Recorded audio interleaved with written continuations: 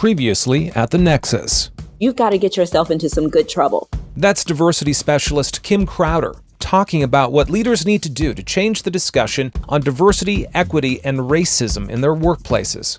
This becomes something that's embedded in the DNA of their workplace culture. Absolutely. Get into some good trouble. You can't be a bystander. And that's Michael Bach, director of the Canadian Centre for Diversity and Inclusion, as well as the author of the new book, Birds of All Feathers. In it, he explores a variety of topics, such as why do a lot of companies' diversity programs fail? Or what do companies need to do to change their culture around DE&I and have it mean something? And lastly, what risk do businesses face by doing nothing on diversity and inclusion? Michael Bach joins us to talk about all of those things here at The Nexus. The Nexus, a place where people converge and connect. On this podcast, we look at the things that are changing the way all of us do our jobs. We're going to take a quick peek into the minds of those people who are helping us change. Scientists, HR leaders, and experts in human performance. I'm Chris Nelson. Going through your book, Michael, you talk about the need for people to make a business case for diversity and inclusion. So why don't we make one right now? Yeah, there's a ton of data out there that shows the different positive impacts to various components of your business. There's a report by Deloitte out of Australia and the Victorian Opportunity Commission called Waiter, Is That Inclusion in My Soup? And they looked at the correlation of diversity and inclusion and employee engagement. In organizations that had a strong commitment to diversity, whose employees felt included, they saw a lift of 101% in employee engagement scores. There's another study out of Catalyst looking at financial performance of organizations with respect to gender on their boards of directors. Organizations with more than 3 women on their boards of directors outperformed their competitors by 46% return on equity. I could fill a room full of research that shows the positive impact that diversity and inclusion can have, whether it's on reducing absenteeism, voluntary turnover, reduction in safety incidents, increased market share. The statistics are all there. There is literally no research that shows there is a negative. There is opinion, but that is not research. In your book, you talk about you see 2 basic approaches to diversity and inclusion. Perhaps you could describe both for us. Yeah, so there's two models. One is the social justice model, which has been going on since the civil rights movement, and it essentially says that the straight, white, able-bodied man has to lose in order for everyone else to gain. And it is a model that has produced very little results. I think in large part because it requires that straight, able-bodied man to willingly give up power, to be completely selfless. And that just doesn't happen. So the model that I look at is around creativity and innovation. It's around problem solving. Coming up with the best solutions possible. The means to do that is diversity. When that straight, white, able-bodied man's CEO, of which they make up the vast majority of CEOs, certainly of FP and Fortune 1000 companies, when they see the benefit, when they see the work, they start to go, oh, right, this is good for our business. That ultimately ends up being good for people, which is exactly what we're trying to achieve. What does that innovative approach look like? I outline it in the book, and it's a bit of a roadmap. Step 1 is to write a business case. So what is the business case for your organization to focus on diversity and inclusion? That's a 1 to 2 page document that becomes your guide. It becomes your touchstone. So if you're ever wondering why you're doing it, you go back, and it should stand the test of time. Step 2 is to do some sort of current state assessment to understand what the problems are. Where are the issues in your organization? Amazing how few organizations do this. But you need to know where the problem is. You need to know what you're trying to solve for. So maybe you're trying to solve for a poor representation of a particular group within your organization. And then you have to write a strategy. So now that you know what the problems are, how are you going to solve them? That's step 3. Step 4 is to execute on the strategy. And then step 5 is to measure the strategy. Understand there's a step 6, and that is, as I describe it, rinse and repeat. After executing your strategy for a couple of years and doing some measurement, you're going to go back and do another assessment. It is such a direct empirical approach to addressing a problem that it almost kind of startles me to think that companies do not apply this approach to D&I. Why the resistance? What is the thing that is holding us back?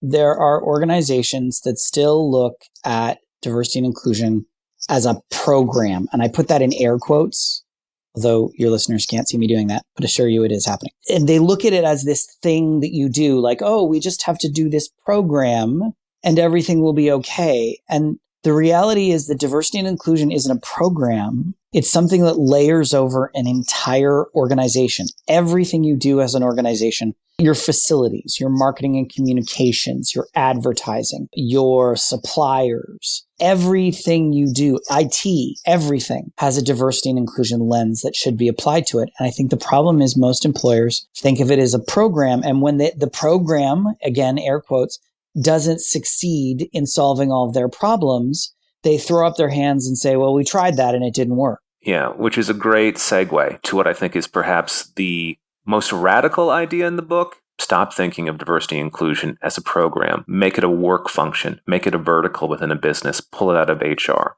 Tell us why you advocate for that. It's really simple. Like, would you have your legal department run by a volunteer? No, we have different leaders within these verticals in our organization because it's work. The best practice is to have a chief diversity officer at the executive level who reports to the CEO, who is responsible for overseeing that layer of diversity and inclusion as it touches every aspect of the organization, where you've got somebody constantly thinking about the impacts of your actions through a diversity and inclusion lens. If you're not thinking about it, if you don't have somebody whose job it is to apply that lens, then inevitably mistakes happen. It's a company in the States. They wanted to get into the Hispanic market. They spent a bunch of money on opening stores in predominantly Hispanic markets, in advertising in Spanish. On day one, when they opened the doors, people walked in and no one behind the desk spoke Spanish. None of their forms were in Spanish. And it caused a backlash in the community. And the reality is that the entire initiative was being driven by marketing and sales. And there was no chief diversity officer. They, in fact, didn't have any diversity and inclusion resources. And the end result was they spent a lot of money and got slapped hard. If they had had a chief diversity officer, somebody who was looking at this project and saying, yes, this is a great idea. We need to make sure that the staff are bilingual, that all of our forms are in Spanish, that our systems can be run in Spanish. We're looking at our talent attraction process and our talent management process, that the entire leadership isn't all white. It's somebody who has that lens. The CDO keeps you out of trouble if you use them proactively. And the CDO helps you to build your business. It helps you to be stronger as an organization, more productive, more profitable, have higher engagement, lower safety incidents, et cetera, et cetera. Is there anything that you would recommend people do that they can try, that they can implement, regardless of where they are within a business? You mean aside from read my book? So I just thought I'd slip that in there. If there's one piece of advice I would say is that diversity and inclusion is everyone's job. Everyone has the power to affect change, regardless of what level you are in the organization. Figure out one thing that you can do to make the workplace better, even if it's just within your sphere of influence. How can you make it more inclusive?